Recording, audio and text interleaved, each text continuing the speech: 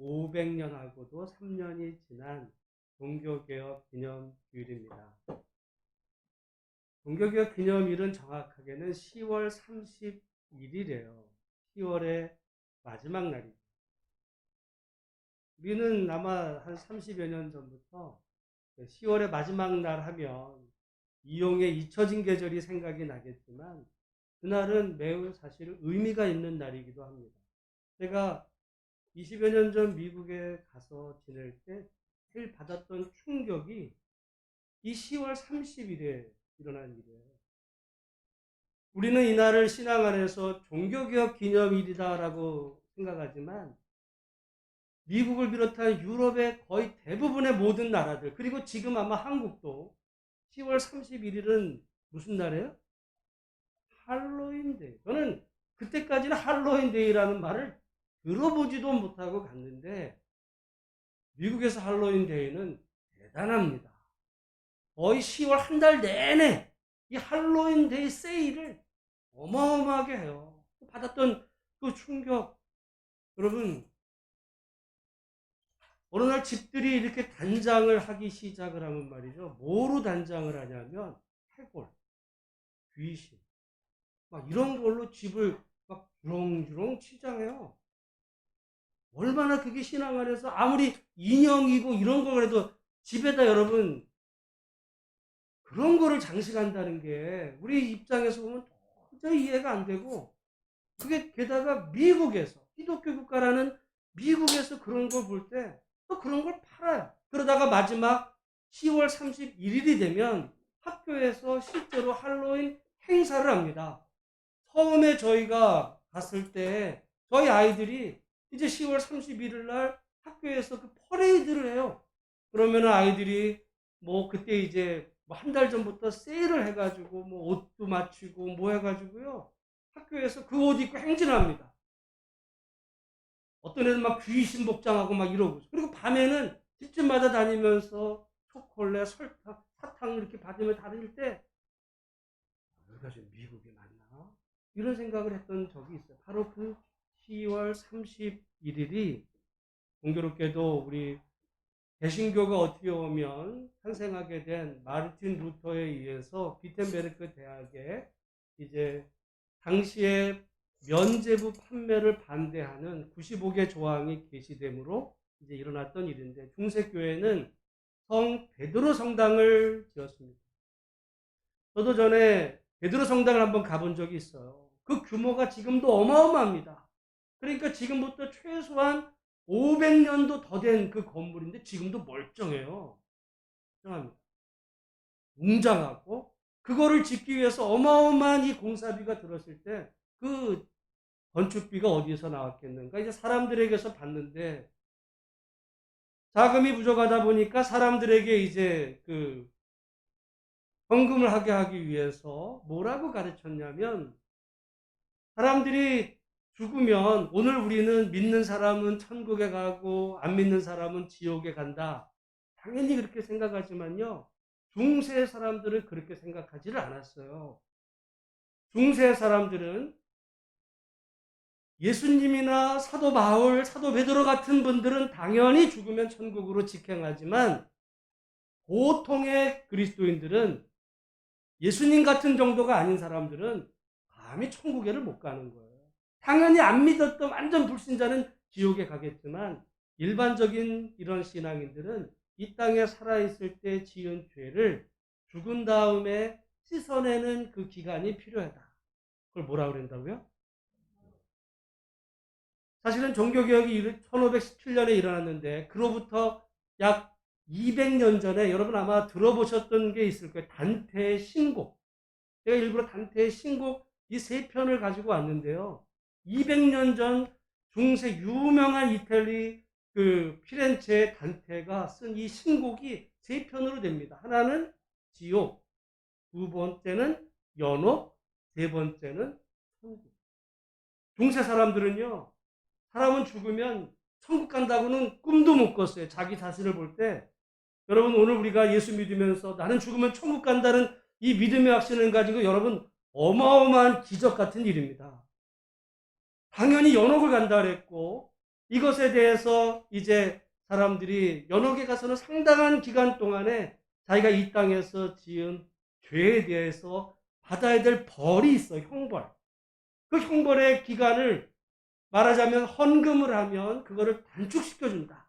그러다 보니까 사람들이 이제 헌금을 하기 시작을 했어요. 그래서 그 헌금의 그 동전이 헌금한 개에 땡그랑하고 떨어지는 순간 연옥의 지옥은 아닙니다. 연옥에 있던 그의 영혼이 그 순간 천국으로 옮겨간다. 이걸 가르치다 보니까 중세 사람들이 열광적으로 이제 그 일에 열정적으로 하게 되었는데 그 일을 못마땅하게 성경적으로 도저히 받아들일 수 없다, 용납할 수 없다고 생각했던 사람이 루터입니다. 근데 여러분 공교롭게도 루터는 연옥을 믿었을까요? 안 믿었을까요? 믿었어요. 그럼에도 불구하고 그 헌금을 통해서 연옥을 단축시켜 준다라고 하는 그거를 믿지 않았기에 그가 위텐베르크 대학 정문에 그게 얼마나 잘못됐는지를 95개 조항을 또목또목 이제 썼는데 그것이 종교개혁에 말하자면 시발점이 됩니다. 저는 그거는 마치 거대한 바위에 계란도 아니에요. 거대한 바위에 메추라기 알 던지는 것 같은 거예요. 시골 구석 어디서 거의 이 어마어마한 그 로마 그 교황청을 향해서 누구 하나 교수였던 그 사람이 소리를 낸다는 거는 정말 무척 갈 수 있었는데 그럼에도 이 하나님의 은혜로 그것이 이제 이어져서 결국 종교개혁이 일어나게 돼요. 거기에 정치가 꼈어요. 이게 되면서 나중에 이제 개신교가 출발해서 그 복음이 영국과 미국을 거쳐 오늘 우리에게 전해지는 그 출발점이 되었던 이 종교개혁 기념주의를 오늘 우리가 맞습니다. 저는 여러분 다른 많은 어떤 기독교 안에 절기가 사실 있지만 이 종교개혁 기념주의를 사실은 안 지키는 교회도 너무 많아요. 근데 저는 이 날이 매우 중요하면서 이 날을 통해서 우리 신앙의 본질이 무엇인지를 확인하는 작업이 매주일 가서 은혜 받고 좋은 말씀 듣는 거 못지않게 중요하다 늘 생각을 하는데요. 그러면 한번 생각해 봅시다. 왜 중세 사람들은 우리가 생각할 때는 말도 안 되는 그런 사실을 믿었을까? 헌금을 하게 되면 그 헌금교에 돈이 떨어지는 순간 그의 영혼이 연옥에서 천국으로 간다라고 어떻게 그걸 믿을 수 있었어요? 여러분, 연옥이라는 말이 성경에 나와야 안 나와요? 성경을 아무리 찾아봐도 연옥은 나오지도 않습니다. 그래도 중세 사람들은 다 연옥을 믿었어요. 심지어 누구마저도 루터도 그 유명한 단테의 신곡 이 단테마저도요 최고의 그 당시 인물이었음에도 단테도 당연히 믿었어요. 왜 그랬을까? 이유는요 분명해요. 여러 가지 이유가 있겠지만 성경을 몰랐어요. 그때도 신학자들이 있었죠. 그런데 여러분 성경을 일반 사람들은 두 가지 이유 때문에 성경을 일반 사람들은 전혀 몰랐어요. 왜? 성경은 너무 비쌌어요. 오늘 우리는 여러분 서점 가가지고 성경 한 2, 3만 원짜리 하기도 조금 비싼가? 좀 싼 거 뭐 이런 거 여러분 찾겠지만 그 당시는요 만약에 성경 한 권 값이면 그건 집 한 채보다도 더 비쌌어요. 이거는 아무나 갖고 있을 수 있는 게 아니에요. 비싸서. 그때는 다 썼어요. 이게 나중에 활자로 인쇄돼서 나오는 과정에서 이게 싸졌지 옛날에는 비싸서 여러분 성경 얼마나 많이 집에도 몇 권씩 있고 요즘에는 핸드폰에도 있고 어떻게 보면 그런데 여러분 좋은 것도 있지만 이런 것도 있습니다. 제가 늘 가끔 표현하는 말로 친숙함이 뭘 낳는다고요? 친숙해지니까 천하게 여기는 거예요. 오늘 성경 여러분 만약에 이게 성경이 집 한 채 값이라 생각해 보세요. 정말 여러분 집에 최고의 가보죠. 그거 하나 펴보는 게 어떻게 보면 여러분의 최고의 어떤 그 귀한 일이 될 텐데 요즘은 너무 싸버렸어요. 근데 그 당시는 성경을 성도들이 비싸서 감히 구입할 수도 없었고 두 번째는 성경 언어가 읽을 수가 없었어요. 여러분 성경을 영어는 좀 하실 수 있으니까 이 성경이 프랑스어로 됐다고 한번 생각해 보세요. 까만 건 글자고 하얀 건 종입니다. 게다가 설교를 프랑스어로 하네? 무슨 소리인지 아무것도 못 알아듣는 거예요. 그러니까 그 당시 중세 사람들은요, 성경을 가질 수도 없었고, 읽을 수도 없었고, 설교도 프랑스어로 하네? 알아듣지도 못하고, 그러면 예배를 왜 참석해? 미사에서 주는 성찬의 이 떡과 잔 받기 위해서 가는 거지, 설교를 들으려고 가는 것은 아니었고, 실제로 여러분, 캐톨릭이 우리나라에 들어와서 1960년대까지는 예배 그 천주교에서 설교를 라틴어로 했어요. 못 알아들었어요. 여러분, 그때는 그랬지만 오늘 우리가 그래서 종교개혁의 이 모든 그 결과로 오늘 우리가 성경을 우리나라 말로 이렇게 마음껏 읽으면서 신앙생활 할 수 있는 이 시절이 된 것이 얼마나 감사한지, 종교개혁 기념주의를 우리가 맞으면서 우리에게 전해진 이 바른 복음, 그리고 성경적인 믿음을 우리가 바르게 간직하며 바른 신앙, 바른 교회 만들어가는 일에 우리 모두가 다 하나 되기를 주님의 이름으로 축원합니다. 종교개혁을 일으킨 가장 결정적인 한 그 주제가 있다면 그거는 오직 사람이 의로워지는 것은 무엇으로 말미암아? 믿음. 여러분, 그것은 루터가 발견한 것이 아니에요. 발명한 것이 아닙니다. 그것은 이미 아까 제가 맨 처음에 읽어드렸던 로마서 말씀이기도 하고, 또한 그 말씀은 그 이전에 구약 하박국서에 나오는 말씀이고, 공교롭게도 그 말씀은 오늘 창세기 15장에 나오는 말씀이에요. 제가 이렇게 성경을 강의하다 보면 어떤 때는 정말 하나님의 은혜가 깜짝깜짝 놀랄 때가 있는데 뭐냐면, 이거를 제가 오늘 일부러 오늘 종교개혁 기념주일이니까 찾은 게 아니잖아요. 어떻게 보면 이 코로나 시대에 우리가 아브라함 같은 믿음을 갖자라는 그 아브라함 이야기를 하는 가운데 오늘 15장이 왔는데, 오늘 15장 6절 말씀 우리 한번 같이 한번 읽어보겠습니다. 시작. 아브라함이 여호와를 믿으니 여호와께서 이를 그의 의로 여기시고, 하나님께서 아브라함을 의롭게 여기셨다는 거예요. 무엇 때문에? 믿음. 아브라함이 여호와를 믿었던 그 믿음을 귀하게 보시고 이를 그의 의로 여기셨다는 이 믿음으로 의로워야 한다는 이야기는 종교개혁의 가장 중요한 모토이면서 어떻게 보면 이 이야기는 루터, 바울, 선지자들 그 이전에 아브라함부터 어떻게 보면 처음부터 하나님께서 끝까지, 중세가 잠깐 오해하기도 했지만 오늘 우리가 하나님 앞에서 의로워지는 것은 우리의 어떤 잘한 행위 때문이 아니라 하나님을 향한 우리의 믿음을 의롭게 보시는 하나님의 은총이라는 사실을 기억하고 믿음 생활 잘하는 우리 모든 복된 성도들이 되시기를 주의 이름으로 축원합니다. 오늘 그 본문을 다루는데 이제 오늘 본문은 이렇게 시작을 하죠. 오늘 우리 1절을 같이 한번 읽어보겠습니다. 시작.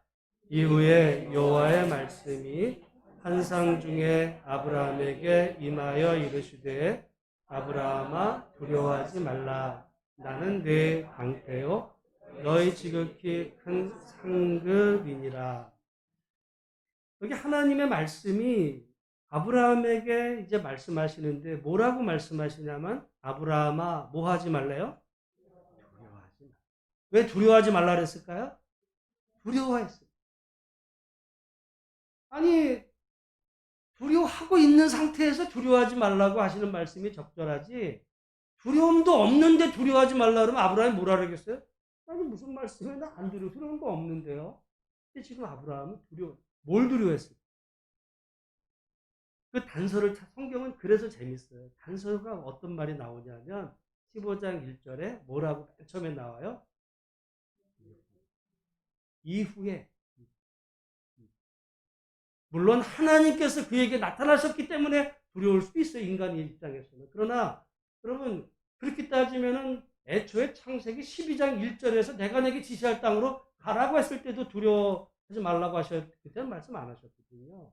여기 지금 이후에 어떤 일이 있고 난 이후에, 창세기 14장이 일이 있고 난 이후에, 우리가 지난주에 그거 봤잖아요.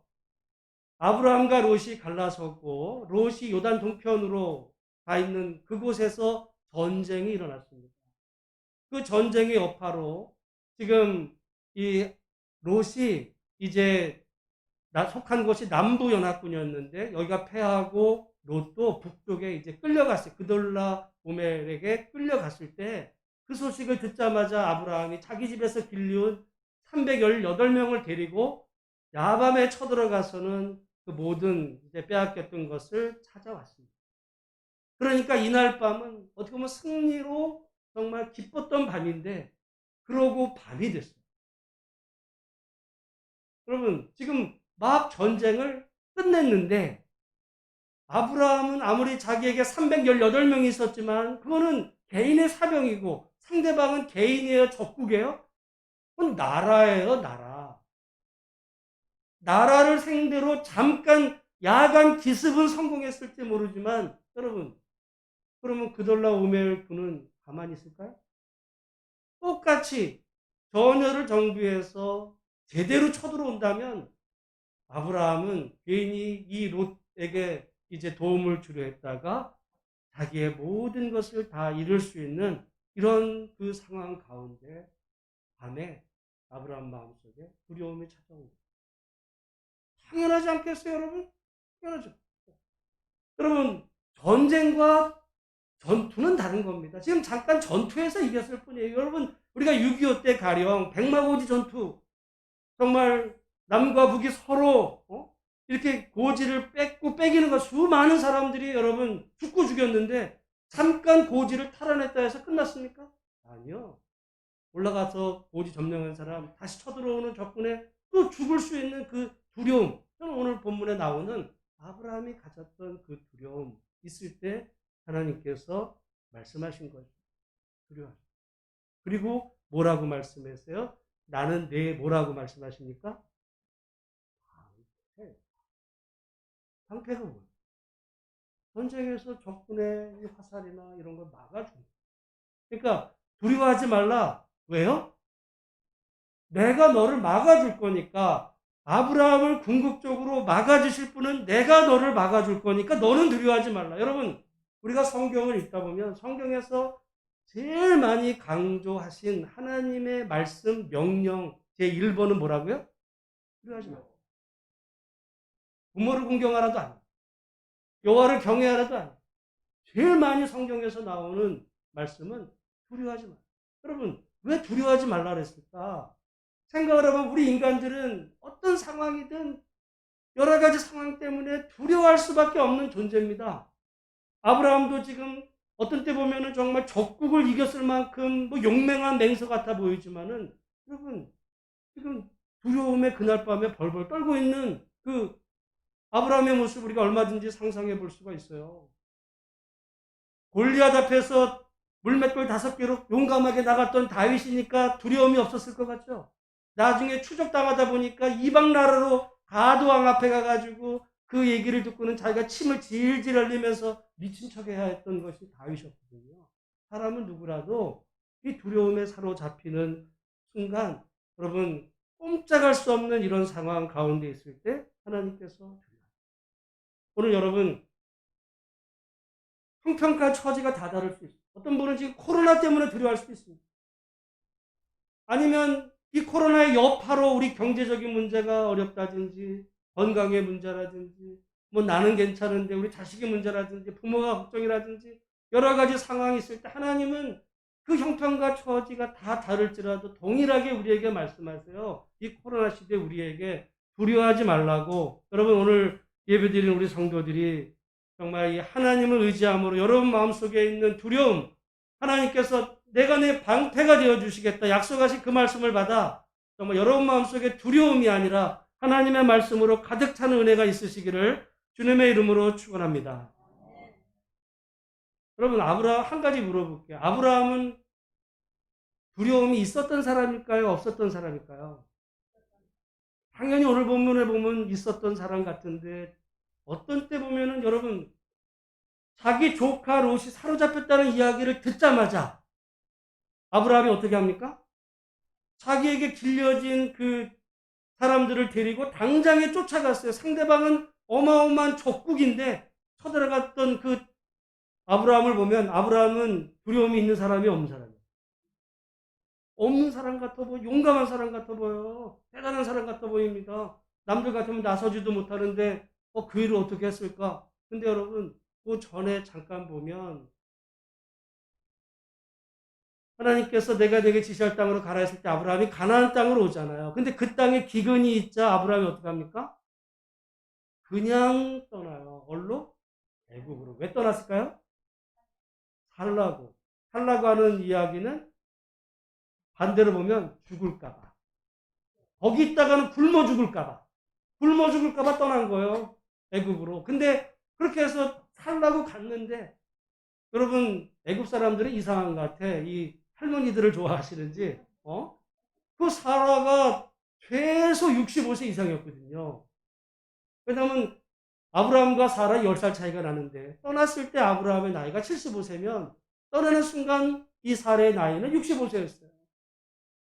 그러니까 65세 이상 어느 정도 기간이 됐던 거의 70이 다 됐던 이 사라를 애굽 사람들이 보고는 이쁘다.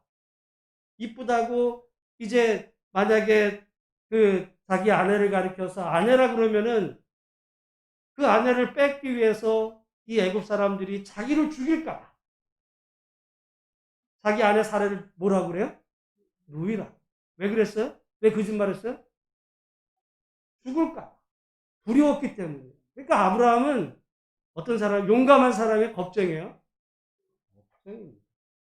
이거 이때 한 번만 그러지도 않았어요. 나중에 또 그래. 또 그래. 그러니까 사람 안에 이 두 마음이 다 있어요. 다 있습니다. 어떤 때 보면 정말 용감한 사람, 그 사람은 겁도 없을 것 같아요. 근데 어떤 때 보면 완전히 두려움에 사로잡혀. 아브라함만 그런가요? 오늘 우리도 마찬가지예요. 우리도 어떤 때 보면 대단히 용감한 것 같은데 어떤 때 보면 두려움에 사로잡혀. 사람이 자기가 약한 부분에 처하게 되면 이 두려움에 사로잡히는 이 상황인데 지금 오늘 이 본문의 아브라함은 겁이 없은 줄 알았는데 그날 밤 하나님께서 나타나셔서 말씀하신 거죠. 두려워하지 말라. 여러분 그런데 이 두려움을 어떻게 해결하게 되었는가? 여기 1절에 다시 보니까 이후에 여호와의 말씀이 환상 중에 아브라함에게 임하여 이르시되 아브라함아 두려워하지 말라 나는 내 방패요. 너의 지극히 큰 상급이니라. 아브라함이 결국 두려움을 극복하게 되는 가장 중요한 그 이유가 되는 것은 아브라함에게 하나님의 말씀이 임했기 때문입니다. 오늘부터 내가 그래 두려워하지 말아야지 결심한다고 안 두려워지는 게 아니에요. 결심으로 두려움이 사라지는 게 아닙니다. 백날 결심해 보세요. 여러분 매해 처음이 되면 올해는 내가 성경을 꼭 읽어야지 결심한다고 되지 않아요. 내가 이제부터 두렵지 않아야지. 어디 여러분 그래서 많은 경우 운동선수들 두려움 없애기 위해서 담력 훈련하려고 공동묘지 앞에 가서 막 훈련한다. 여러분 그런다고 없어지지를 않습니다. 오늘 우리의 두려움은 아브라함의 두려움은 하나님이 그에게 나타나셔서 그에게 하신 말씀을 그가 믿고 그것이 믿어졌을 때 그에게서 그 두려움이 사라졌던 것이듯이 여러분 우리가 제가 지난번에 말씀을 드렸어요. 야이로 딸이 거의 죽게 되었을 때 예수님을 모시고 가다가 야이로의 딸이 죽었다는 이야기를 듣자마자 야이로의 마음속에 두려움이 찾아오니까 예수님이 그 야이로에게 뭐라고 말씀하세요? 두려워하지 말고 다만 믿기만 하라. 약속의 말씀을 믿는 것이 두려움을 없애는 것이지 내가 지금부터 하나님 내게 두려움이 사라지게 해주세요. 그럼 두려움은 있어야 됩니다. 두려움이 있어요. 물이 두려운 줄 알아야 물 조심을. 난 물이 두렵지 않아. 그 강물에 그냥 시뻘겋게 따라가는 말. 난 물이 두렵지 않아. 여러분 뛰어들으면 그거는 뭐 한 거예요? 정신 나간 거예요. 두려움이 있어야 돼요. 불이 이렇게 뜨거운 어떤 불에 데일까봐 그 무서움, 두려움도 있어요. 건강한 게 있지만 건강한 두려움. 그러나 그 모든 두려움 속에서도 정말 하나님의 약속의 말씀을 의지해서 오늘 우리가 주어진 길 속에 결국 하나님의 말씀으로 우리 자신들을 말씀으로 가득 채울 때 말씀이 내 안에 찬 만큼 차오르는 만큼 그만큼 우리에게서 우리가 두려워하는 것들이 조금씩 사라져 가는 줄로 믿습니다. 그러니까 여러분, 두려워하지 않겠다고 결심하기보다 하나님의 말씀을 아멘으로 받아들이시고 그 말씀 중심 믿음 생활해가는 복된 우리 모든 성도가 되기를 간절히 소망합니다. 용기란 두려움이 없는 게 아니에요. 두려움은 있어야 돼요. 두려움 없는 사람이 어디 있습니까? 두려움이 없는 인간이 있다면 저는 그 사람은 괴물일 거예요. 두려움은 마땅히 있지만 두려움 속에서도 하나님의 약속의 말씀을 믿고 한 걸음 움직이고, 왜냐하면 두려움이 찾아오면요 옴짝달싹 못해요. 못 움직입니다. 그러나 여러분 오늘 예배도 마찬가지. 코로나 시대에 교회 가지 마. 그런 말들 들을 때 두려움에 사로잡히면 혹시 내가 갔다가 저 사람 만나가지고 잘못해서 나 걸리면 이런 두려움이 우리에게 사로잡힐 때 그래도 교회가 이 방역수칙을 준수하며 거리뛰기도 하고 그래서 예배도 좀 분산해서 인원도 나누고 그리고 가급적 교회에서 식사도 안 하고 모든 일 다 지키면서 그럼에도 두려운 마음은 아직 있지만 그럼에도 하나님 만나기 위해서 예배로 그 발걸음을 옮기는 그 믿음 우리 하나님께서 귀하게 보시고 그것이 용기거든요. 두려움 속에서도 하나님과 하나님의 약속을 말씀을 의지해서 발걸음을 옮기는 그 믿음 그것이 용기고 그런 의미에서 용기 있는 바른 믿음 생활해가는 복된 우리 성도들이 되기를 주의 이름으로 축원합니다. 루터도 그랬던 거예요. 루터는 여러분 그 거대한 캐톨릭 그 세력 앞에 자기가 그 바른 진리 얘기했다가 그 바위에 메추라기를 던지는 것 같은 상황 속에 두려움이 있었을 때 그 지은 찬송들이 있어요. 그가 그 속에서도 당당히 두렵지만 죽을 것 같은 두려움 속에서도 하나님 의지해서 발걸음을 옮기고 자기의 주어진 그 길을 평생 달려갔던 그 루터. 오늘 종교개혁 기념주를 맞으면서 오늘 두려워하고 있는 아브라함에게 하나님 아브라함아 두려워하지 말라. 나는 내 방패다. 오늘 이 약속의 말씀이 오늘 우리를 향하신 하나님의 음성이 되시기를 주님의 이름으로 축원합니다. 그러면서 하나님께서 나는 내 방패고 너의 지극히 큰 상급이다 얘기하시니까 아브라함이 근데 하나님 나에게 뭘 주실래요? 이렇게 얘기를 하는 거예요. 왜냐하면 나는 자식이 없습니다. 그러면서 내게 있는 상속자는 이 다메섹 엘리에셀입니다. 그러면서 하나님께서 말씀하시죠. 아니야. 그는 내 상속자가 아니라 네 몸에서 날짜가 내 상속자야.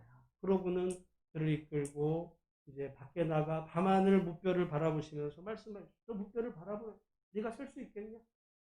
네가 저 무뼈들의 숫자를 셀 수 있을진데 내 자손도 그와 같으리라 셀 수가 없다는 이야기를 하세요. 여러분 오늘 만약에 저와 여러분이 어디 장소에 만나 하늘의 별을 바라보면 셀 수 있을까 없을까요?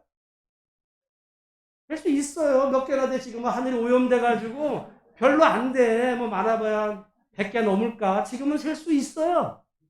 근데 제 어린 시절만 해도 여러분 어린 시절에 밤하늘에 시골에서 봤던 별, 하늘 별 보면 그때도 셀 수 있었을까요? 제가 천문학에 관심이 많았다는 얘기 오래전부터 하지 않습니까? 망원경으로 보면요. 저 우주의 별이 예? 무한대 우리가 살고 있는 이 우주에도 별이 1000억 개가 넘어요. 근데 그 1000억 개에 해당하는 별이 있는 이 우주 안에는 그런 은하가 또 1000억 개 이상이 있어요. 이게 셀 수가 없어요. 그리고 은하 별들 사이에 공간이 있는 것 같아서 빈 공간인 줄 알았더니 어느 날 이 허블 망원경 그 미국의 관측자가 이 사람이 책임자가 돼서 엉뚱한 일을 한 겁니다. 맨날 그 별을 이게 망원경을 맞추다가 어느 날 이 사람이 그거 말고 별과 별 사이 빈 공간에다가 망원경을 돌려놓은 거예요. 사람들이 막 뭐라는 이 비싼 장비를 왜 쓸데없는 그 빈 공간에다가 망원경을 돌려놨냐? 나중에 어마어마한 게 발견돼요. 였는 줄 알았는데 빈 게 아니에요. 또 어마어마한 우주에는요 어마어마한 별들이 있어요. 그런데 지금 하나님께서 아브라함에게 하늘의 이 묵별과 같이 네 자손이 되리라고 하셨을 때 그때 여러분 6절의 말씀 그런 배경으로 6절 말씀. 한번 6절 말씀 같이 읽겠습니다. 시작.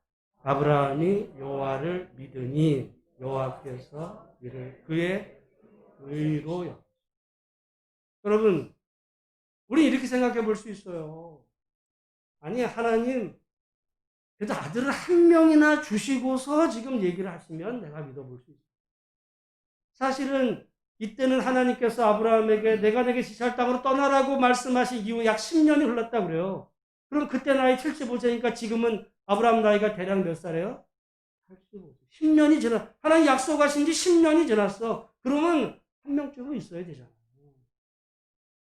그런데 없는데 내가 내게 자식을 줄 거다. 이렇게 말씀하신 정도가 아니고 그 자식이 그 별과 같이 많아질 거라고 하신 약속은 믿을 수가 없는 거, 인간의 말로는. 게다가 여러분, 이것이 언제 하나님께서 말씀하셨냐면 15장 1절에 다시 가보시면 이후에 여호와의 말씀이 언제? 한산기. 우리가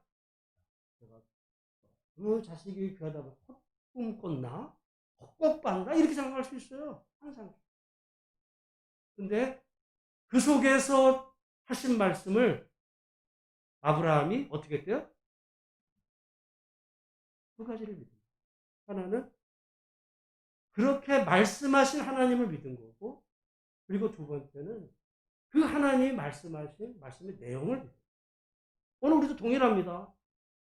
하나님은 말씀이기 때문에 여러분, 우리가 정말 살아계신 이 하나님을 온전히 믿을 뿐만 아니라 그 하나님이 우리에게 계시로 주신 이 성경의 이 말씀이 나를 향하신 하나님의 음성으로 믿어지는 은혜가 있기를 주의 이름으로 축원합니다.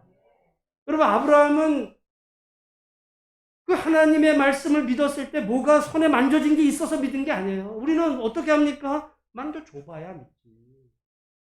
도마 같은 신앙이에요. 내가 어떻게 예수님 부활을 믿어? 예수님의 그 찔린 손가락, 그 손과 그 옆구리에 내가 손을 집어넣고서야 내가 믿겠다라고 우리도 그렇게 생각합니다. 근데 예수님 뭐라 그래요? 앞으로 똑같은 얘기. 보지 않았어. 보여지지도 않아요. 가능성도 없어요. 그런데 믿은 거거든요. 어떻게 해서?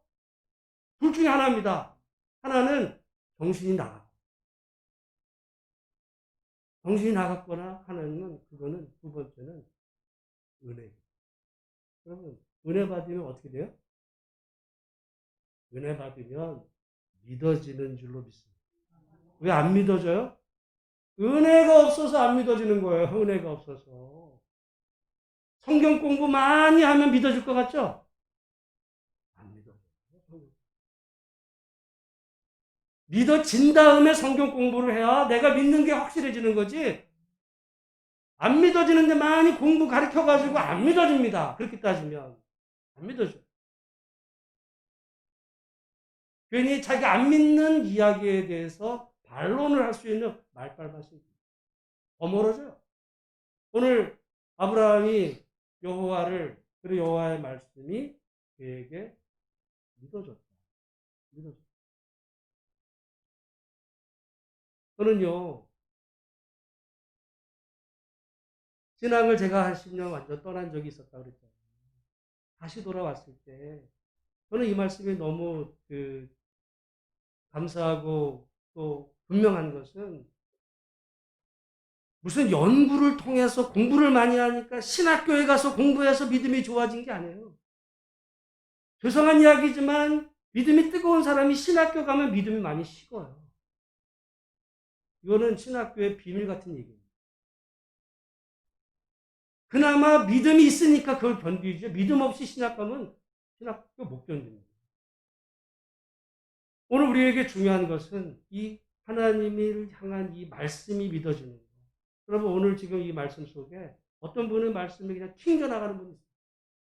근데 어떤 분은 말씀이 들어와요. 그 차이가 뭐라고요? 은혜. 은혜 받았다는 게 뭐예요? 은혜 받았다. 그 말씀이 믿어지는 거거든요. 살아계신 하나님의 말씀으로 믿어지는 거. 교회 아무리 다녀도 은혜가 없으면요, 머리만 커져. 아는 지식만, 판단력. 그런데 그걸 남을 정죄하고. 그런데 그 말씀이 믿어지는 오직 하나님의 그 은혜. 그래서 그 얘기는 루터도 마찬가지고 바울도 마찬가지고 우리 개혁주의 신앙에 그래서 가장 중요한 것이 물론 믿음이지만 그 믿음의 근거는 뭐냐? 은혜거든요. 하나님이 은혜 주셨을 때 그 은혜로 말미암아 그냥 믿어지는 거예요. 여러분 모쪼록 하나님의 은혜를 충만히 받으셔서 믿어지는 은혜가 있으시기를 주의 이름으로 축원합니다. 그 다음에 성경을 연구하고 세상을 담대하게 연구할 수 있어요. 저는요 하나님이 세상을 창조하셨음을 믿어요. 아멘? 근데 우리 교회 일각에서 창조 과학을 주장하는 분들이 있는데 그분들은 이 창조가 오직 그 창세기 1장에 나온 그대로 되어야만 믿겠다. 거기서 조금만 다른 얘기하면 막 이단으로 정죄하고 막 이래요. 제가 볼 때 그거 아주 유치원 신앙이에요. 하나님이 세상을 창조하셨음을 믿을진데 그런 분들은요 천문학, 지리학, 어떤 생물학 이런 공부하는 거를 금해요. 왜? 거기서 딴소리 하니까. 거기 잘못 발들였다가는 믿음 잃어버릴까. 저는 그 웃긴 얘기라고 생각합니다. 하나님이 천지 창조를 하셨음을 분명히 믿으면 천문학 왜 공부를 못? 그것 때문에 흔들릴 신앙이면 잘못된 거죠. 그 신앙 안에서 하나님이 지으신 이 모든 세상을 아름답게 볼 수 있는 그 출발은 우리의 신앙이 어떤 내가 믿는 그거 틀에서 딱 정해진 그 답만 요구되는 이런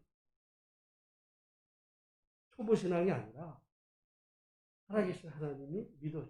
그 하나님이 세상을 창조하셨음을 믿고 그 하나님이 말씀하신 이 하나님의 말씀을 믿으면서 하나님이 창조하셨지만 우리가 알지 못하는 이 세상의 수많은 진리들에 담대하게 바라보시고 공부하는. 그러니까 여러분 교회 다니는 애들 공부 열심히 해야 되는 거예요. 과학도 열심히 하고 천문학도 공부하고 다 괜히 교회 안에서만 이러지 말고 그 속에서